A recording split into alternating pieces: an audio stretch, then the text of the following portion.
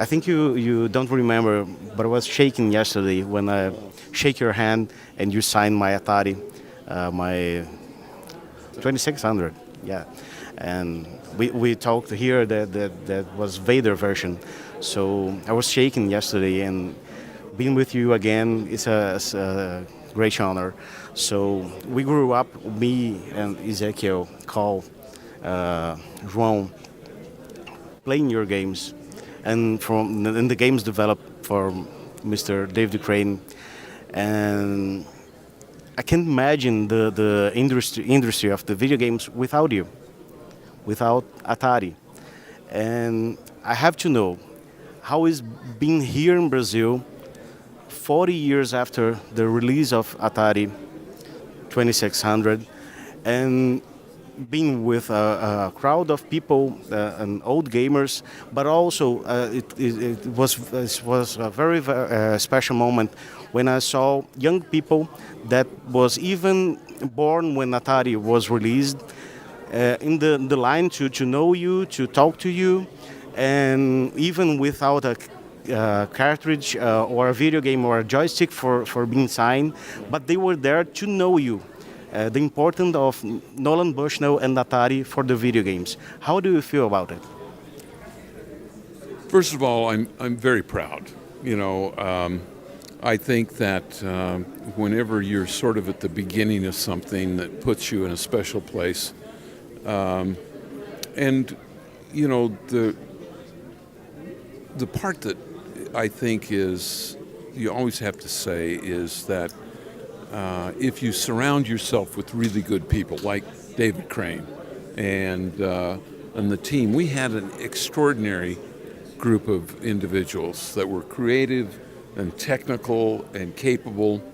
And so I feel sometimes that I get credit for the work that a lot of the other people did. But collectively, we created this band of mercenaries that came out and figured out a new kind of industry.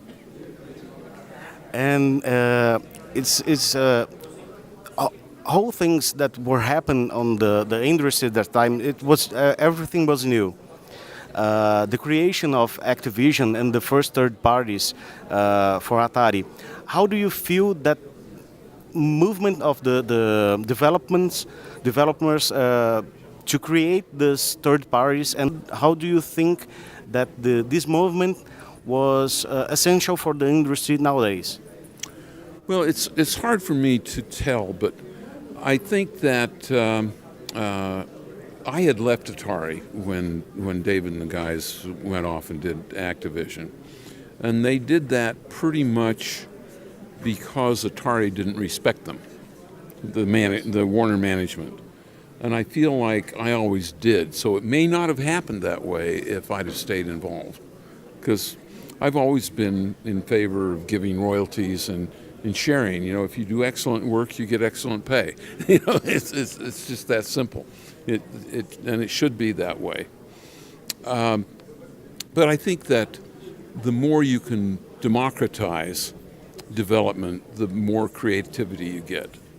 Like, I love Unity right now because it allows so many people to get some extraordinary results relatively quickly. So it puts the power of a creative thought in stark relief.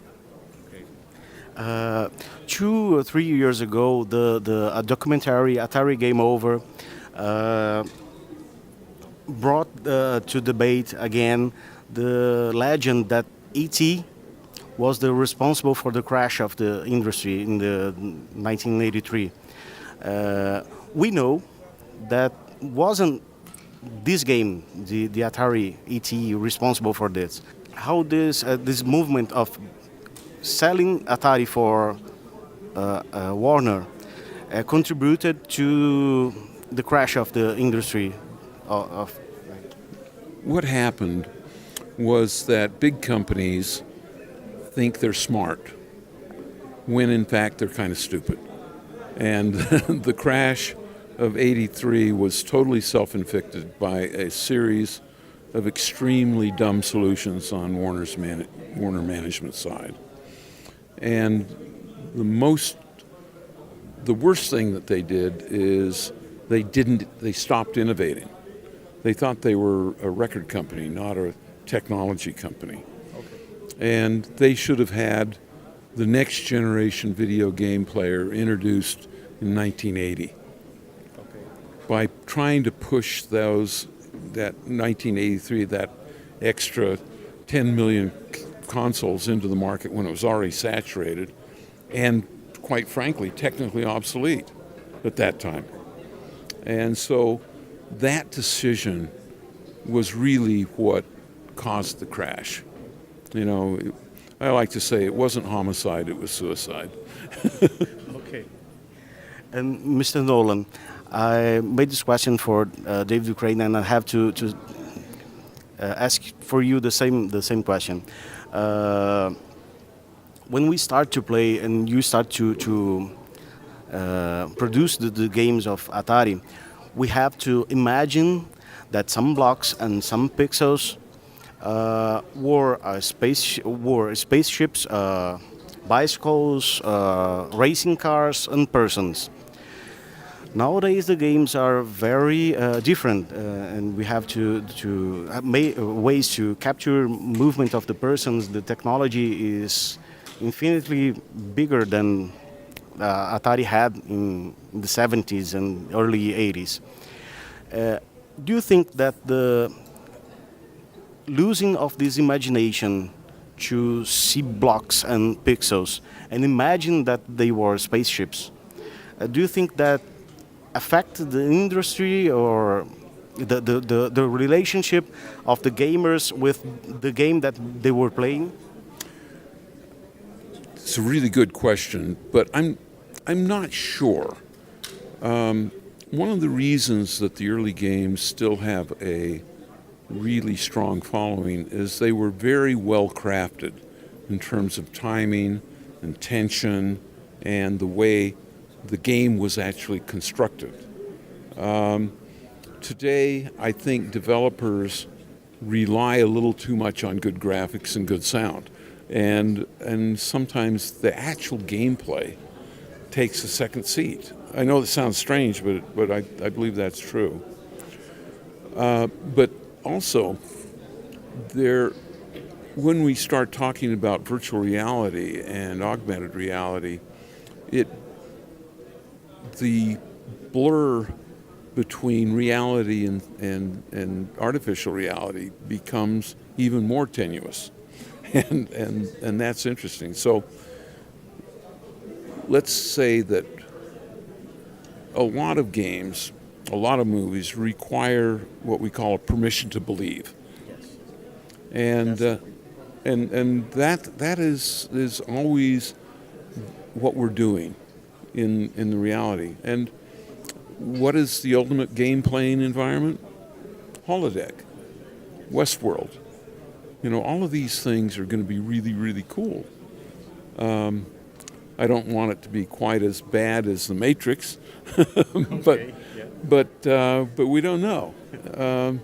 You know, maybe we're in a simulation right now, and the base reality is somewhere else. Who knows? Maybe we're just imagining that we're here in Brazil talking.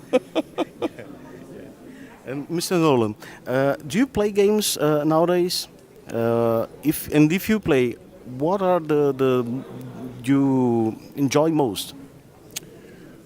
My favorite game is still Go, the Oriental game, the Japanese, Chinese, Ego, Waichi, and I like to play that online.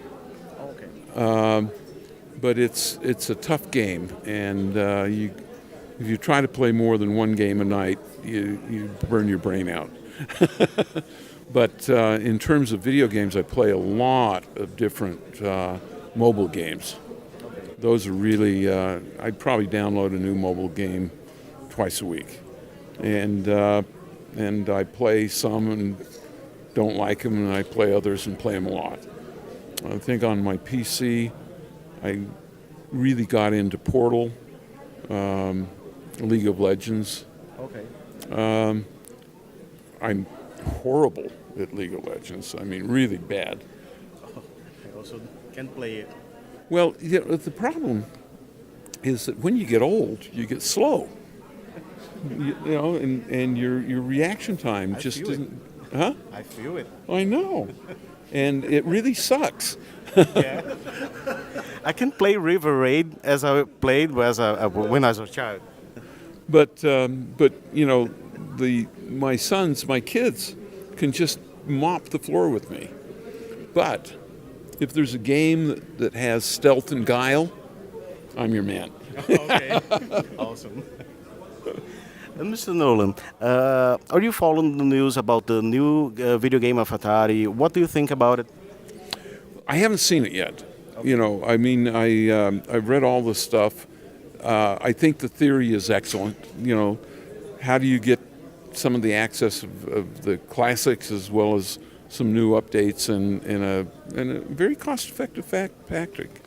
So I'm highly optimistic that it's going to be good. I'll buy it, and I hope that you come here next year for signing my new Atari. I'll do that. Thank you so much, Mr. Nolan.